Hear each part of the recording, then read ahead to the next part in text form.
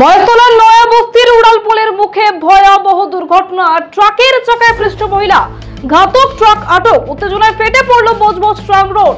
দুই শিশুকে ফেলে চিরবিদায় মায়ের।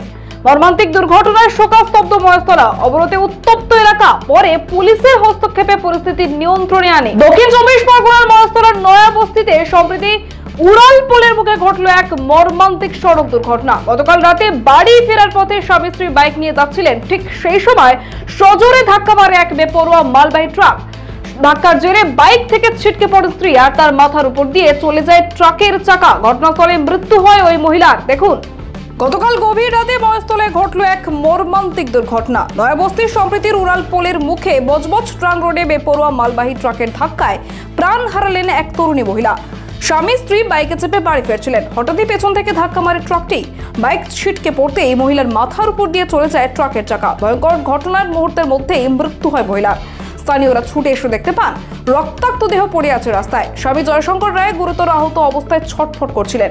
খবর পেয়ে জিঞ্জিরা বাজার তদন্ত কেন্দ্রের পুলিশ ঘটনাস্থলে পৌঁছে দ্রুত উদ্ধার করে নিয়ে যায় বেহালার বিদ্যাসাগর হাসপাতালে। সেখানে চিকিৎসকেরা 32 বছরের গৌরী রায়কে মৃত ঘোষণা করেন। এই দুর্ঘটনা ঘিরে মুহূর্তেই উত্তেজনা ছড়িয়ে পড়ে এলাকায়। ঘাতক ট্রাক ও চালককে আটক করে নিয়ে যাওয়ার সময় পুলিশের সঙ্গে বচসা বাজে স্থানীয়দের।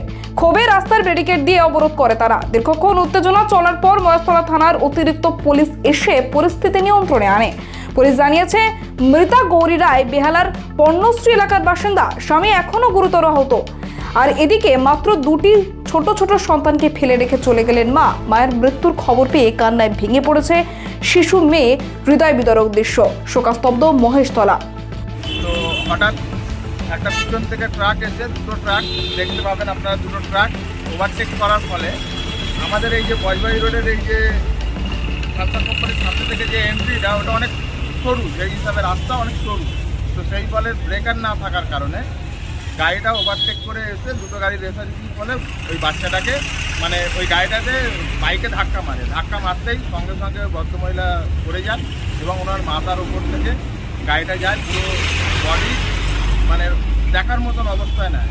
আর তার বাচ্চাটি বেঁচে যায় এবং তার হাজব্যান্ডেরও চোট হয়। তো তৎকালীন আমাদের জিঞ্জিরাবাজার আইসি ফোর্স এসে সঙ্গে সঙ্গে তারা তাদের তুলে নিয়ে গিয়ে হসপিটালে পাঠায় এবং সেই যে দুটো গাড়িকে আমাদের জিঞ্জিরাবাজার আইসি আটকে রাখে এবং দীর্ঘক্ষণ রাস্তা অবরোধের মাধ্যমে থাকে।